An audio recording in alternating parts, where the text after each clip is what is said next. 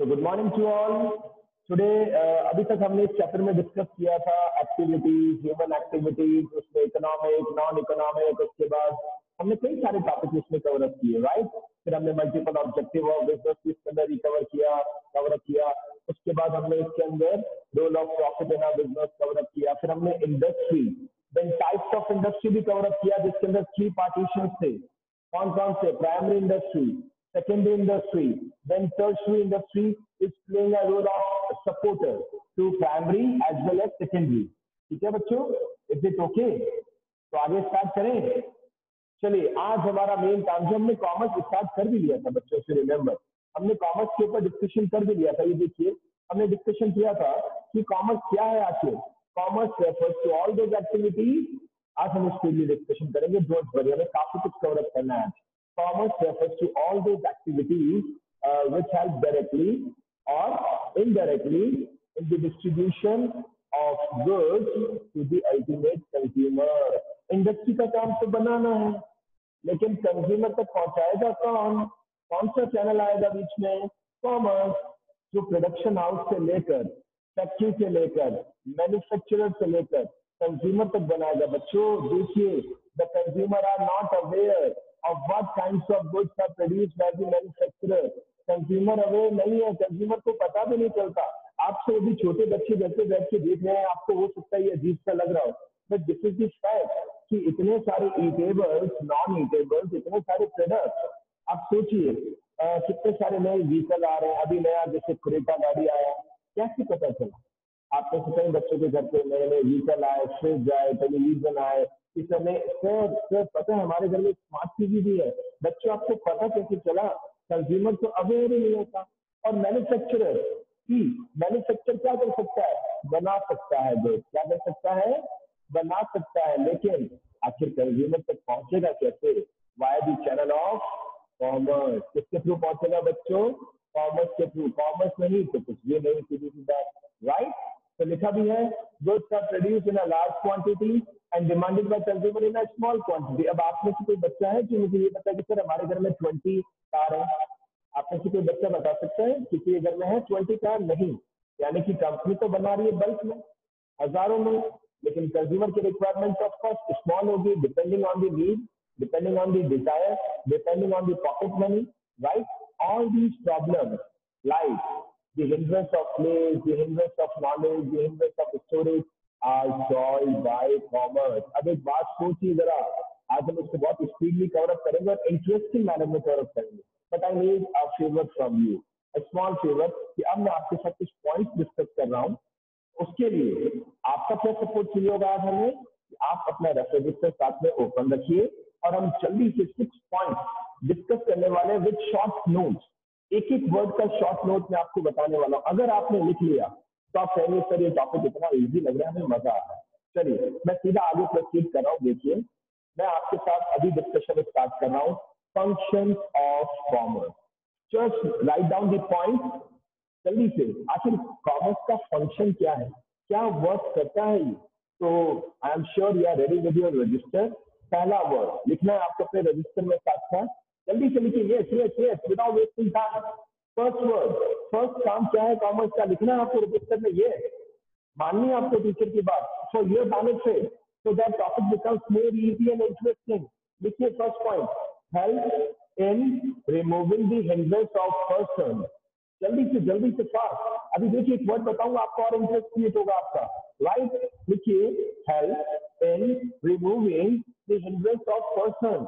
इसका मतलब जो कंपनीज मैन्युफैक्चर कर रही है, आप लिख रहे हैं साथ साथ में, ओनली फर्स्ट पॉइंट लिखना है आप, राइट। या फिर काम कीजिए, 6 के 6 पॉइंट लिखिए जल्दी। फर्स्ट पॉइंट मैं रिपीट कर रहा हूँ, डिस्कस कर रहा हूँ, उसके बाद आपको कुछ एक शॉर्टकट बताऊंगा ईच एंड एवरी पॉइंट का। आपका इंटरेस्ट इतना अच्छा क्रिएट होगा, यू विल एंजॉय। आप कहेंगे सर ये तो बहुत इंटरेस्टिंग है। जल्दी से 6 के 6 पॉइंट। कॉमर्स का फंक्शन क्या है बच्चों? Number 1, help in removing the hindrance of person. Number 2, help in removing the hindrance of place.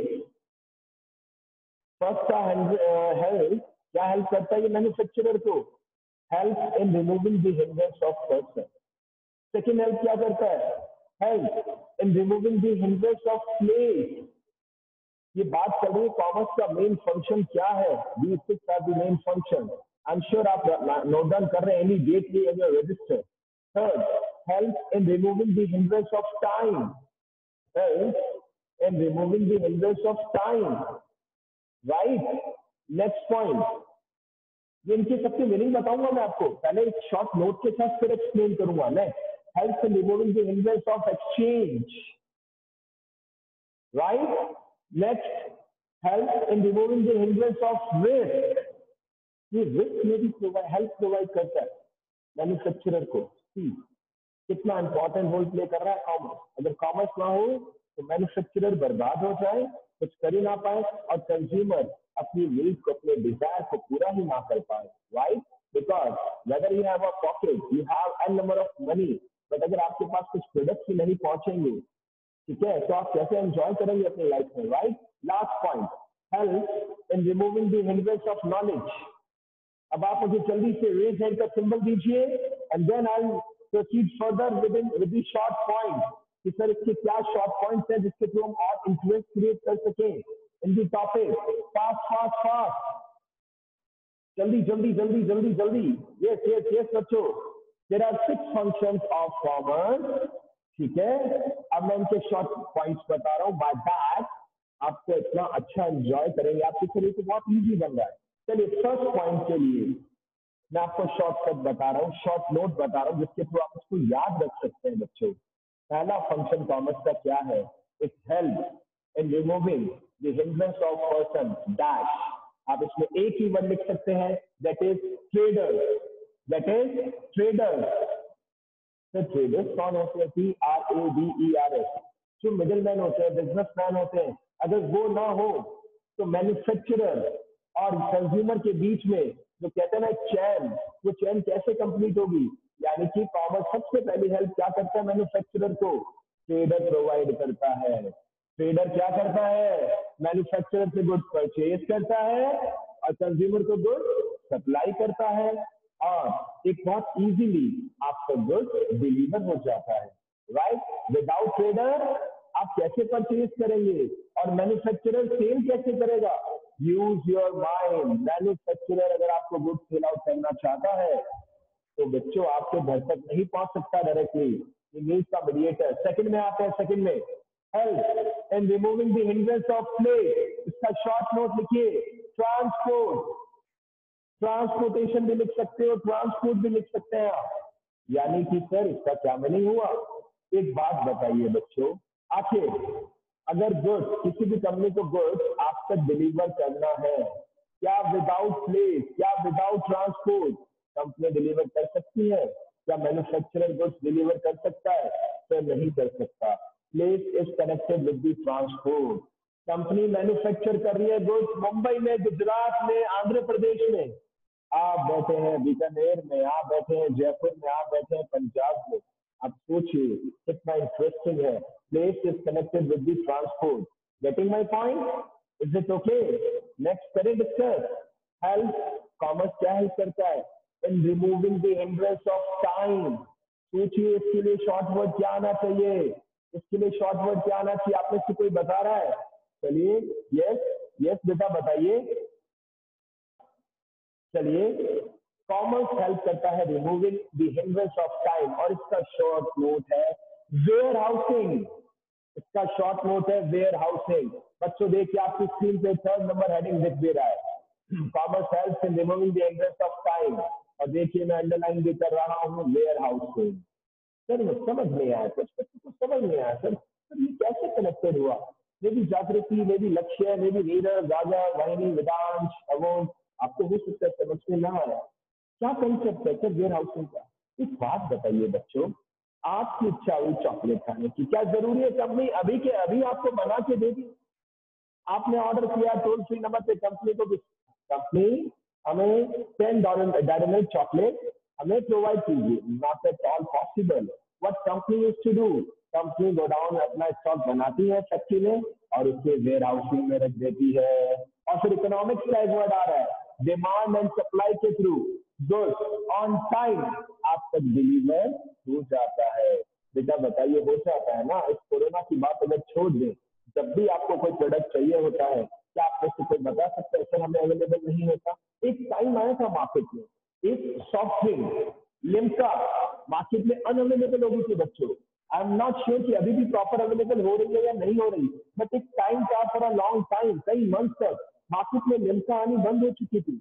और जिन कस्टमर्स को कंज्यूमर को था कि भैया हमें थोड़ा सा भी स्टमक में प्रॉब्लम हो रहा है, वी नीड लिम्का, राइट? तो लिम्का ही नहीं लगी थी मार्केट में। तो हुआ क्या, लोगों ने उसका सब्सिट्यूट देखा और दूसरी कंपनीज ने उसका बेनिफिट लिया, एडवांटेज लिया और लिम्का टाइप का सब्सिट्यूट प्रोडक्ट बनाने लग गई वो। सोचिए, पूरा कनेक्टेड है ये टॉपिक रियल लाइफ से। कॉमर्स कितना इंपॉर्टेंट रोल प्ले कर रहा है। अगर कॉमर्स ना हो तो इंडस्ट्रीज को मार्केट में स्टैंड कौन कराएगा? सोचिए, हमने कल डिस्कशन किया था अपनी प्रीवियस क्लास में, राइट? अमूल एंड ऑल आपने बता दिया था, यस अमूल अमूल अपना प्रोडक्शन कहाँ बाहर कर रहा है, ये भी कहाँ पे उनका प्रोडक्शन हो रहा है इंडिया के अंदर, लेकिन डिलीवर एंटायर इंडिया में हो रहा है, इनफैक्ट एंटायर वर्ल्ड में हो रहा है, राइट? तो इतना इंटरेस्टिंग टॉपिक है। एक शॉर्ट वर्ड आपने लिखा, टाइम, इन्वेस्ट ऑफ टाइम, किससे कनेक्टेड है बच्चों?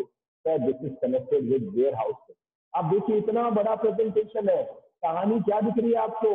Sir warehousing. Why where housing?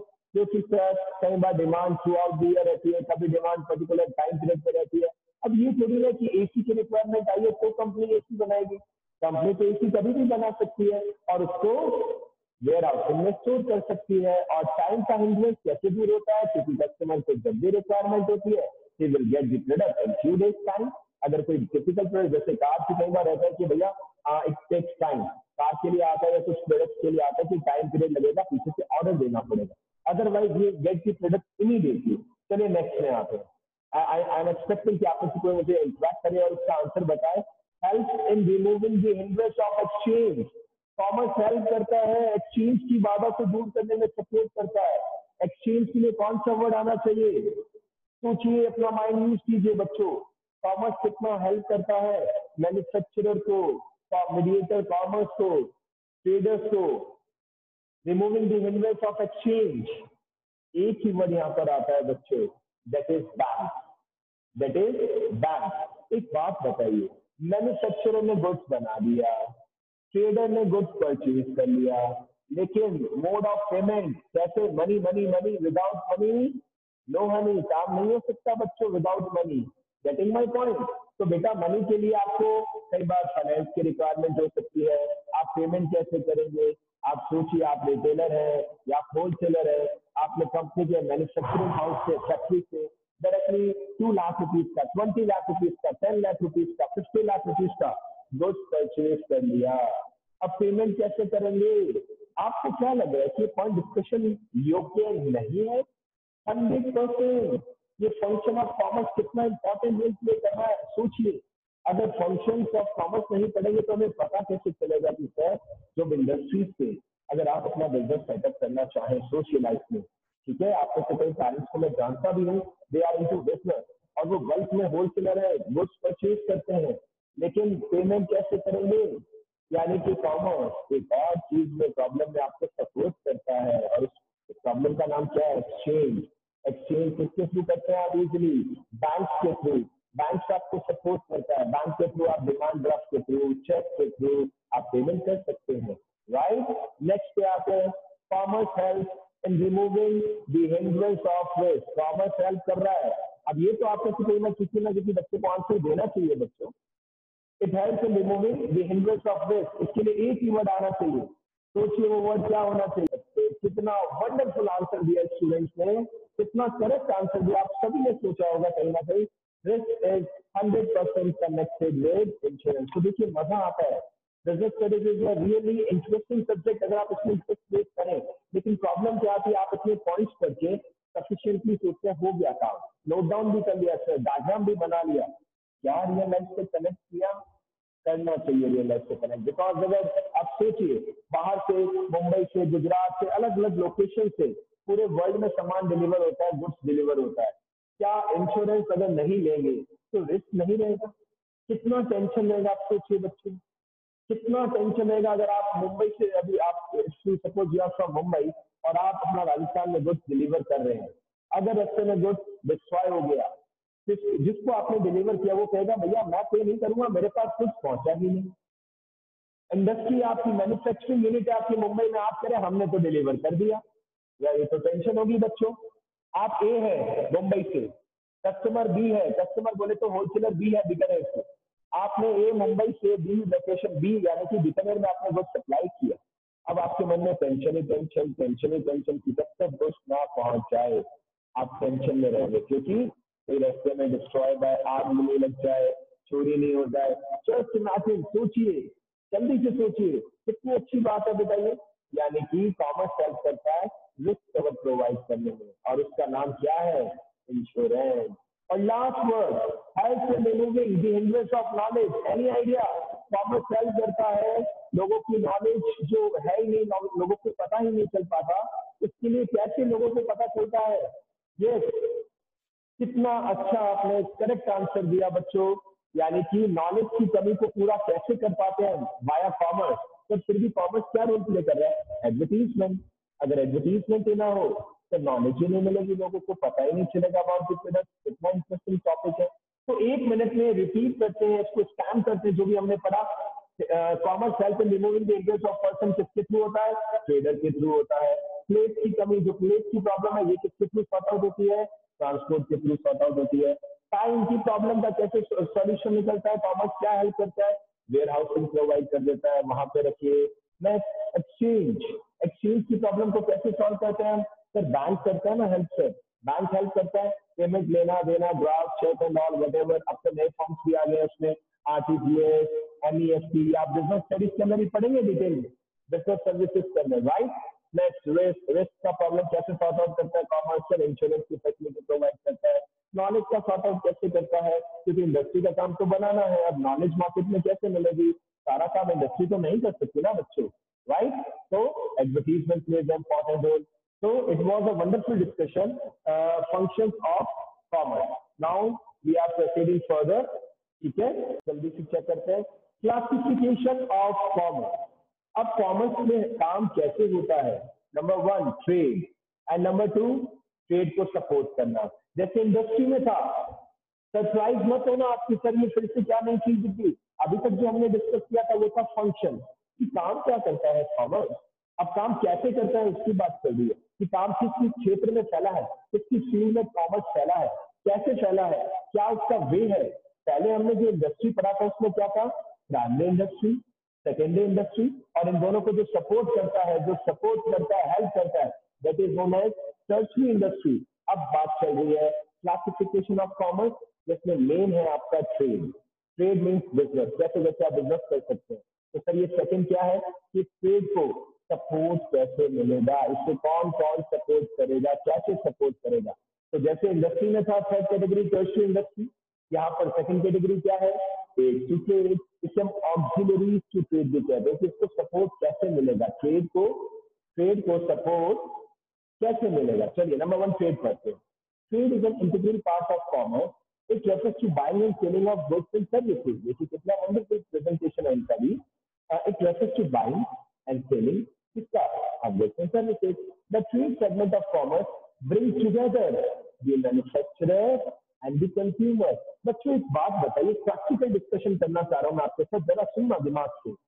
आपने अपने घर के पास से कोई ईटेबल प्रोडक्ट लिया, क्या लिया? एनी ईटेबल प्रोडक्ट, ठीक है। और इस प्रोडक्ट में प्रॉब्लम आ गई, तो आप उस दुकानदार को मारपीट नहीं कर सकते, आप उसके ऊपर केस नहीं कर सकते। मैगी में प्रॉब्लम आया था आपसे कुछ टाइम पहले, I think 1 or 2 years back, Maggi company में कुछ इश्यूज आ गए थे, तो आपने जिस दुकान से मैगी खरीदी उसके ऊपर केस थोड़ी ना करेंगे, आपके मैगी के ऊपर, मैगी कंपनी के ऊपर केस करेंगे। कॉमर्स का काम किया है, उस शॉपकीपर का काम किया है सर, वो वर्क कर रहा है as a mediator, brings together. वो किस किस को लेके आ रहा है? बीच में मैन्युफैक्चरर और कंज्यूमर को लिंक कर रहा है। कौन लिंक कर रहा है बेटा इनको? कौन लिंक कर रहा है बताइए? सर इनको लिंक कर रहा है कॉमर्स। इन दोनों को लिंक कौन कर रहा है बच्चों? कॉमर्स, राइट बच्चों। देखिए आगे क्या लिखा है? Traders traders act as a link between the manufacturer and a consumer. In the absence of traders, the manufacturer will have to search for consumers. And the consumer will have to search for manufacturer. सोचिए कितना problem आ जाएगा। हाँ, agree करता हूँ, अगर आप में से किसी बच्चे के दिमाग में एक चीज आ रही है कि सर आजकल तो हम डायरेक्टली ऑनलाइन शॉपिंग कर लेते हैं, अरे तो भी बच्चों कहीं ना कहीं उसके लिए भी कॉमर्स ही हेल्प कर रहा है। इंडस्ट्री से थोड़ी ना सेल आउट हो रहा है, इंडस्ट्री में तो कुछ मैन्युफैक्चरर होता है। अगर वहां पर आपका ये टेंशन भी आ जाए तो आप सेल आउट नहीं कर पाएंगे। बट ठीक है, अप टू एन एक्सटेंट आज के टाइम में जो नए इनोवेटिव आइडियाज आ रहे हैं, कई इंडस्ट्रीज सेल भी कर रही है। बट देखिए, अगर हम इसको पूरा 2020 के हिसाब से बुक को कन्वर्ट करें तो वो पॉसिबल नहीं होगा, right? That's why there is a little bit gap between theoretical life and practical life. तो उसके लिए टेंशन नहीं लेने का। बट ये बात तो कंफर्म है ना कि जो लास्ट इस पैराग्राफ में लिखा है ये बहुत मीनिंगफुल है बेटा। Traders act as a link between the manufacturer and the consumer. अगर ट्रेडर ना हो तो मैन्युफैक्चरर क्या करेगा? कंज्यूमर को सर्च करने में ऐसी कोई एरियस की बहुत प्रॉब्लम्स क्रिएट होगी, and the consumer will also have to search for the manufacturer. कितना प्रॉब्लम क्रिएट हो जाएगा। बेहतर है कि हमें कॉमर्स की हेल्प लेनी ही लेनी पड़ेगी। और कॉमर्स को हम टू पार्ट्स में, ट्रेड को यानी कि हम टू पार्ट्स में डिवाइड कर सकते हैं, internal trade, external trade. Very simple, इसमें तो कोई डाउट ही नहीं होना चाहिए बच्चों आपको, राइट? करें बात इंटरनल ट्रेड की, आइए जल्दी से पढ़ते हैं इंटरनल ट्रेड। सबसे पहले क्या कह रहा है इंटरनल ट्रेड, बताइए सर। इंटरनल ट्रेड हमें सिंपल सी ज्ञान वाली लैंग्वेज कह रहा है। Internal trade refers to buying and selling of goods और services within the geographical boundaries of a country. एक कंट्री के अंदर अंदर जब आप ट्रेड कर रहे हैं बच्चों, और ये कोई भी कंट्री हो सकती है, ये जरूरी नहीं कि आपकी इंडिया की बात है, हम किसी भी कंट्री की बात करें। Internal trade means what? जहां आप अपने ही ज्योग्राफिकल बाउंड्री के अंदर बिजनेस कर रहे हैं। It is also known age home trade. घर के घर में, घर के घर में इंडिया के अंदर कहीं भी आप सेल कर रहे हैं, परचेज कर रहे हैं, सेल कर रहे हैं, बिजनेस कर रहे हैं, that will be categorised into internal trade.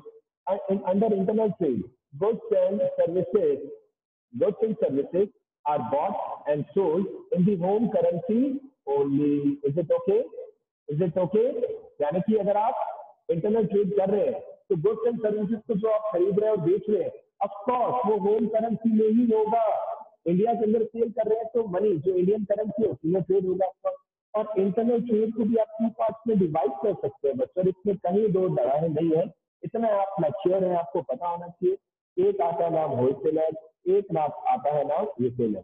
आप अपने घर के आसपास की शॉप से जब गुड्स परचेज करते हैं तो उन शॉपकीपर को हम बोलते हैं रिटेलर। क्या बोलते हैं बच्चों ने? हम रिटेलर। और जो बल्क में गुड्स परचेज कर लेते हैं उन्हें हम क्या बोलते हैं? होलसेलर। आइए होलसेल ट्रेड का डिटेल पढ़ लेते हैं बच्चों। आइए स्टार्ट करते हैं। It refers to buying and selling of goods and services in a large quantity. Of course, wholesalers क्या करते हैं? Large quantity में goods purchase कर लेते हैं। The wholesaler buy goods directly from the manufacturer and sell goods to the retailer. हमारे बिकानेर में कई सारी चीजों के अलग अलग wholesalers हैं।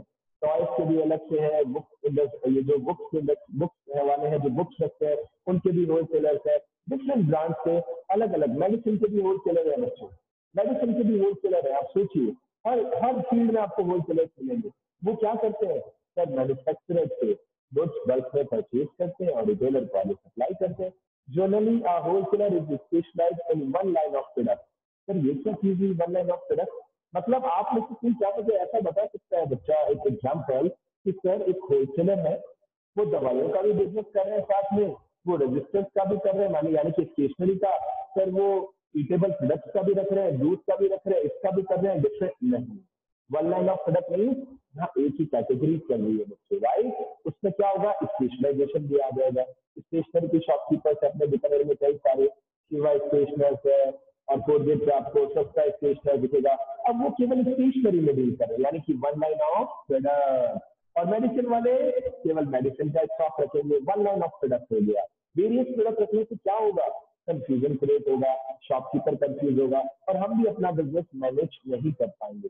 We maintain a large stock. Of course, ये large stock रखते हैं, right? He buys goods for cash from manufacturer. ये देखिए कितनी इंपॉर्टेंट बात होती है। जनरली मैन्युफैक्चर, कभी तो होलसेलर बनना इज नॉट इजी था। आपको बाय करना पड़ता है जनरली गुड्स किसमें? कैश में, राइट? और आगे क्या लिखा है बच्चों बताइए। आगे हम आपको इंफॉर्मेशन दे रहे हैं आगे हम आपको इन्फॉर्मेशन क्या दे रहे हैं कि होलसेलर क्या क्या करता है, गुड्स कैश में परचेज करते हैं मैन्युफैक्चरर से, और मजबूरन ड्यू टू कंपटीशन मैन्युफैक्चर ये जो होलसेलर है ये रिटेलर को क्रेडिट पर गुड्स सोल्ड करता है। अब ये कोई पत्थर की लकीर नहीं है, this is not the fact, but generally ऐसा देखा जाता है कि मैन्युफैक्चरर से होलसेलर गुड्स कैसे परचेज करता है, कैश में परचेज करता है, और जनरली इससे रिटेलर को किसमें सेल करना पड़ता है, क्रेडिट में, due to typical large huge competition which is going in a market. That's why लिखा भी है a large amount of capital is required in wholesale trade। आप में से कोई भी बच्चा सोचे कि चलिए सर हम तो है ना अपनी स्टडी के बाद होलसेलर का काम करेंगे, इट्स नॉट इजी।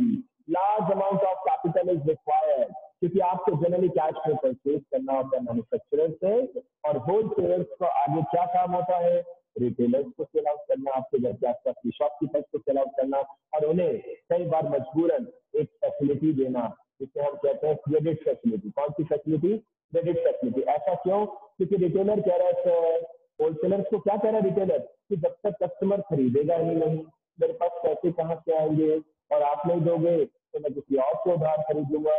तो मजबूरन मजबूरन होलसेलर को ये एक्टिविटी करनी पड़ती है, रिटेलर को गुड्स कैसे सेल आउट करना पड़ता है, कई बार क्रेडिट से, राइट। अब आते हैं नेक्स्ट रिटेल ट्रेड पर बच्चे, आइए जल्दी से। रिटेल ट्रेड क्या कह रहे हैं आपको बताइए। तो रिटेल ट्रेड कह रहा है it refers to buying and selling of goods and services beyond the geographical limits of the country। Sorry, मैंने अभी external trade कर लिया, and we have to study which retail trade। It refers to buying and selling of goods and services in small quantity।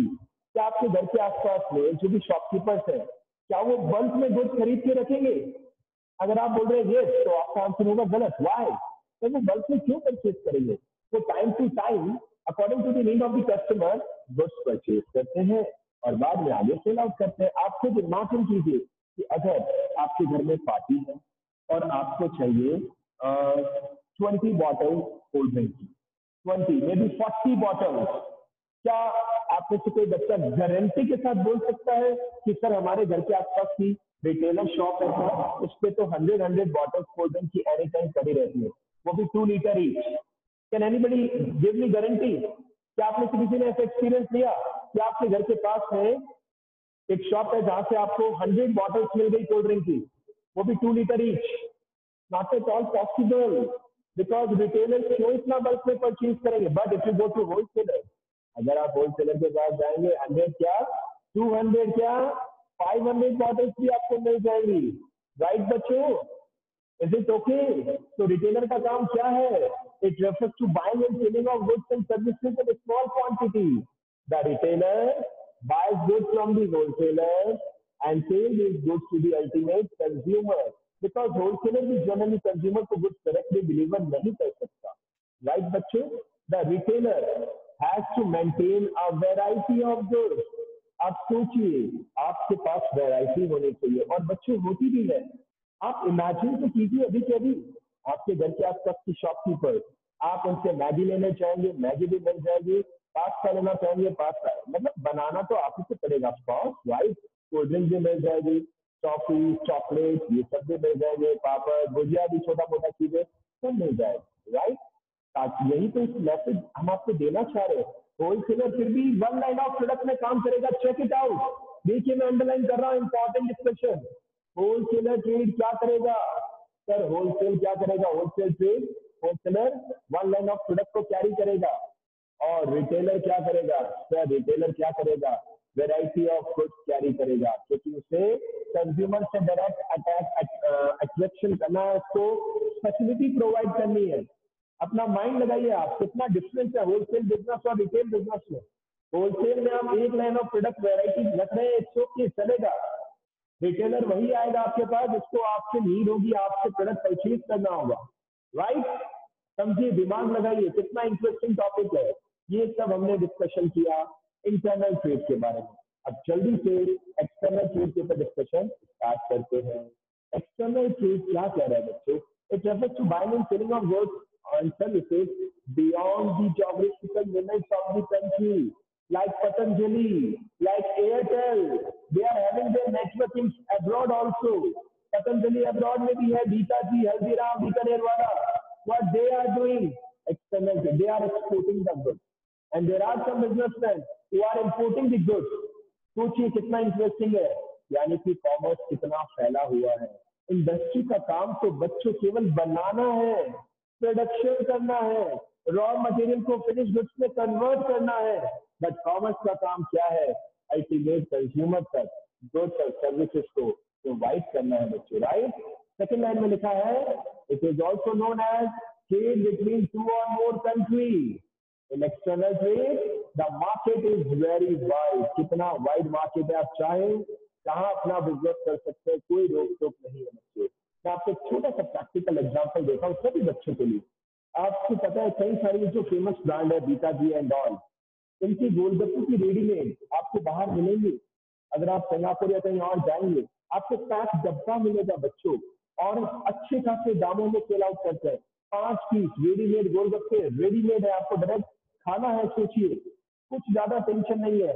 And they charge in foreign countries $2, $3, $4 on a single packet. सोचिए आप, because they know की need है, public की need है, consumer की need है. They are ready to spend money, but they want product according to their choice. तो उनकी चॉइस के अकॉर्डिंग बेटा प्रोडक्ट बना दिए मैन्युफैक्चरर ने. सोचिए कितनी इंपॉर्टेंट और अच्छा डिस्कशन चल रहा है. External trade enables the businessman to use the resources of their country in a competitive way. External trade enable कर रहा है आपको क्या, कि अपनी कंट्री के रिसोर्सेज को और अच्छे तरीके से बनाइए, मैन्युफैक्चर कीजिए in a competitive way. Of course आपकी कंट्री की इकोनॉमी भी बूस्ट होगी. ऑफ कोर्स अगर आप दूसरी कंट्री में जाके बिजनेस कर रहे हैं, वहां से आपको अर्निंग कितनी होगी? डॉलर में. इकोनॉमिक्स की बात कर रहा हूँ.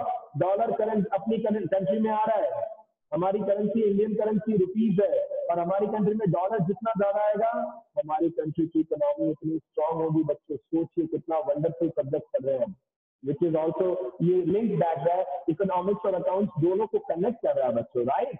The external trade involve completion of various rules and regulation.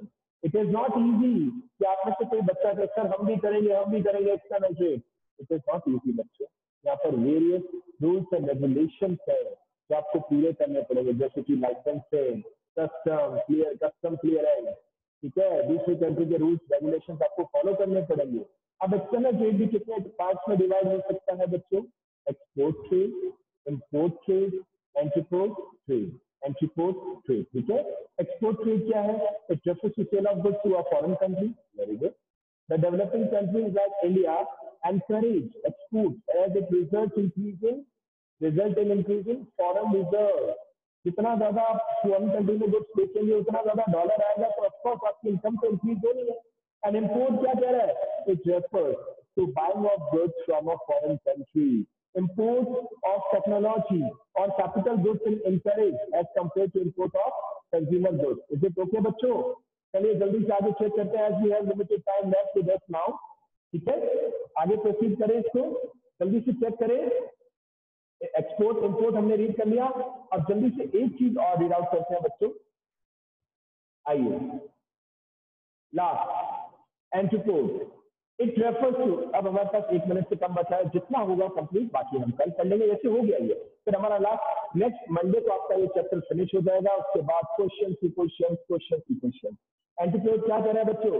It refer to import of goods for the purpose of export. अरे सर ये क्या बात हुई सर, हम खरीद रहे हैं फिर वापस सेल कर रहे हैं. ये it refer to import of goods for the purpose of export. आपको आइडिया लगाना है, दिमाग लगाना है, नेट पे सर्च करना है, एग्जांपल देने हैं मुझे. I wait for your message. Interpret means what, क्या करते हैं इसमें?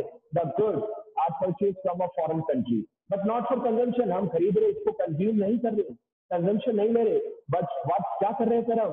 For selling these goods to some other foreign country. Sri Lanka से खरीदा, ऑस्ट्रेलिया में सेल आउट किया.